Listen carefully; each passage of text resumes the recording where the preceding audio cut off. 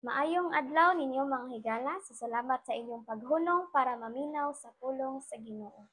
Karon atong hisgutan ng usa ka butang nga bilinhon kaayo ug mao kana ang kalinaw. Or atong hisgutan karon ang experiencing God's peace. So sa kalibutan nga puno sa kabalaka, kalisod ug kawalay kasiguruhan, ang pagpangita sa tinuod ug malungtarong kalinaw mahimong imposible. But I want to share with you a secret, a promise found in the Bible that offers a peace that surpasses all understanding. This peace comes from our relationship with Jesus Christ. Ang kalinaw nga atong gisgutan, dili lang ang kawalay problema. No, dili kalinaw nga wala na kay problema, kini usa ka lawom or deep sulod nga kalmado, no, or kani siya nga kalinaw, dili lang kaayo kalinaw sa gawas, kundi kalinaw pod sa ato ang sulod nga kita kalmado. So usa ka pagbati sa seguridad ug kaayuhan nga nagagikan sa pagkahibalo nga gihigugma ka o gidawat sa Ginoo. Ug mao na ang kalinaw, no? Kini usa ka kalinaw nga makalahutay sa mga bagyo sa kinabuhi. Kini usa ka kalinaw nga dili mahatag sa kalibutan. So dili ra kay ni siya kanang natural ra nga kalinaw, kundi kani siya nga kalinaw makita ra nimo diha sa Ginoo ug dili sa kalibutan. So let's look at what the Bible says about this incredible gift. So kani siya gift ni siya, gift ang usa ka word nga kalinaw. So karon gisgutan sa John chapter 14 verse 27, peace I leave with you. My peace I give unto you, not as the world giveth, give I unto you. Let not your heart be troubled, neither let it be afraid. So Jesus promised unique kind of peace. Ang word nga ang kalibutan nagtanyag og kalinaw nga base sa kahimtang or mga kabtangan, no? So ang kalinaw kuno nga ang kalinaw nga nasa kalibutan base siya sa kabtangan nga naa nimo or unsa ang imuhang kahimtang karon. So ang mga kalampusan usa ka kalinaw nga dali mabungkag, no? So ang kaning kalinaw nga naa sa kalibutan dali ra kay na siya wala kay nagbase ra man na siya kung unsa ang naa nimo, no? So mo siya mabungkag ra siya dayon kung kalinaw sa kalibutan dali ra jud siya wala. Pero lahi, no? Lahi ang peace or kalinaw nga anaa kang Heso Kristo or Jesus Christ. It's a peace that comes from knowing Him, trusting in His love and promises, and having a relationship with Him.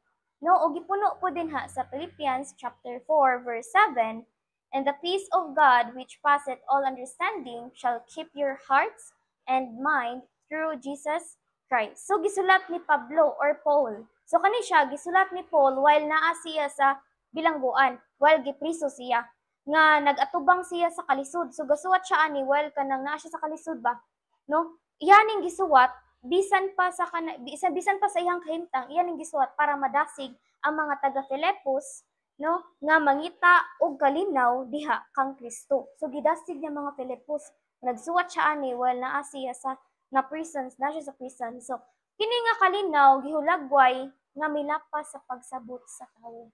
Dili kini usa ka butang nga masabtan nato intellectually, but something we experience spiritually.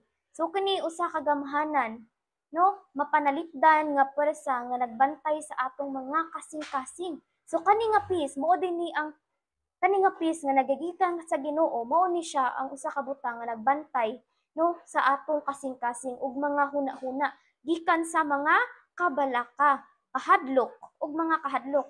So kini nga panalipod nagagikan pinaagi kang Kristo Jesus nga nagpasiugda sa pagkaimportante sa pagtuo kaniya, no? So this verse emphasizes the transformative power of God's peace, showing that even in difficult circumstances, peace is possible through faith, no? So gihisgutan ko din sa Isaiah chapter 26 verse 3, thou wilt keep him in perfect peace, whose mind is stayed on thee, because he trusted in thee. So ang pulong nga perfect peace dili nagpasabot nga walay mga problema, no? Apan usa ka kahimtang sa sulod, no, nga kita kalmado ang atong sulod bisan pa naglisod ta sa gawas, no? Kanagong kanagong bisan pa sa mga nahitabo sa imong kinabuhi sa gawas problemado kaayo daghang kag problema nga natubang pero sa sulod nimo naa kay peace ug mao na siya nga peace nga nagagikan sa Ginoo no nga bisan pag gubot na kaayo ang sa imong gawas gubot ang nahitabo sa imong kinabuhi pero sa imong sulod nakalmado gyapon ka kay kabaw ka naa ang Ginoo mao siya ang kalahian sa peace sa kalibutan ug sa peace diha sa Ginoo kay kabaw ka nga naa ang Ginoo para nimo. So this peace is available to those whose mind are focused on God, who trust in Him nga walay pagduha-duha. So kini resulta sa pagsalig nimo sa Dios, dili sa pagsalig nimo sa imuhang kaugalingon. No? This verse tells us nga ang kalinaw usa ka ganti pinaagi sa imuhang pagtuo o pagsalig diha sa Dios. Ug mo ni siya ang gift nga gihatag sa Dios nimo. Sukad sa imong pagkaluwa sa imong pagtuo diha sa Ginoo, ikaw gitagaan ka og gift nga mao ang kalinaw or peace diha sa Ginoo. So gipuno po dira sa Romans chapter 5 verse 1, therefore being justified by faith, we have peace with God through our Lord Jesus Christ. So this verse directly links justification by faith to peace with God. Ang atong mga sala nagbulag ka nato sa Dios, di ba? In Romans 3:10, di ba? Tungod sa mga sala na hilayo ta sa Ginoo. Nga nagdala og kagubot ug kawalay kalinaw, no? But through faith in Jesus' sacrifice on the cross, we are reconciled. Or unsa na siyang reconciled? Na-restore, no? Na-restore pagbalik ang imong relasyon diha sa Ginoo with God nga nakadawat og kapasayloan og nagtukod og husto nga relasyon kaniya. Napasaylo ta, no? Sukad sa pag-sacrifice ni Jesus Christ dito sa cross, ikaw napasaylo ug nabalik ang relasyon sa tawo nga nahilayo diha kaniya.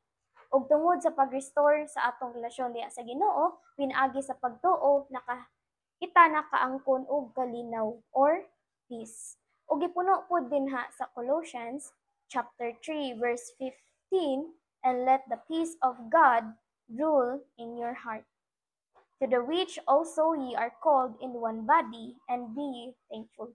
So this verse is a call to action. It's not enough to simply receive God's peace. Kinahanglan natong aktibong pasagdan nga magdumala kini sa atong mga kasing-kasing. Ug kini mahitabo kay kung unsa ana sa kasing-kasing nato, mo sabay atong mabuhat.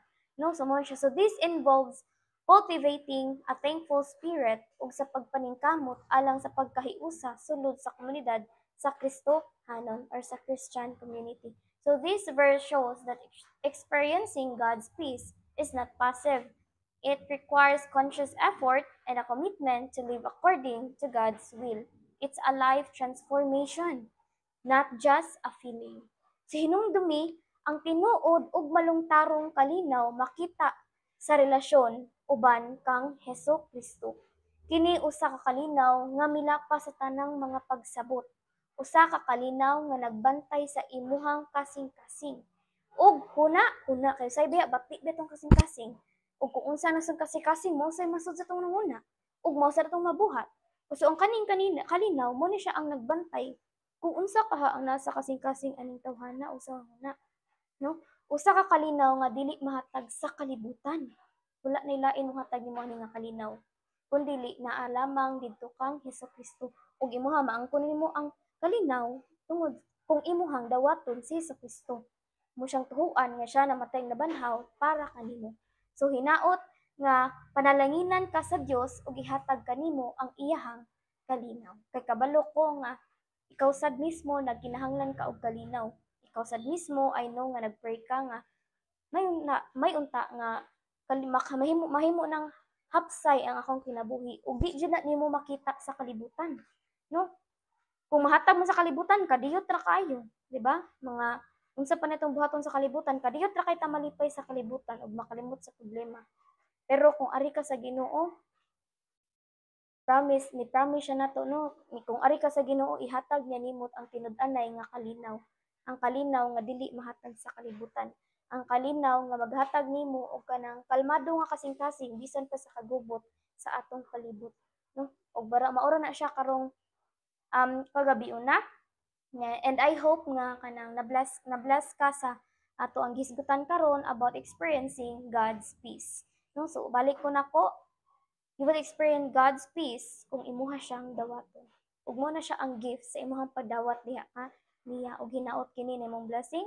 Niyo please like, share this video and kuan kanang kung napa kay mga question, you can visit our page no for more kanang answer sa imuhang mga pangutana kay kabaw ko daghan sa kag mga pangutana og ora na tanan maayong adlaw.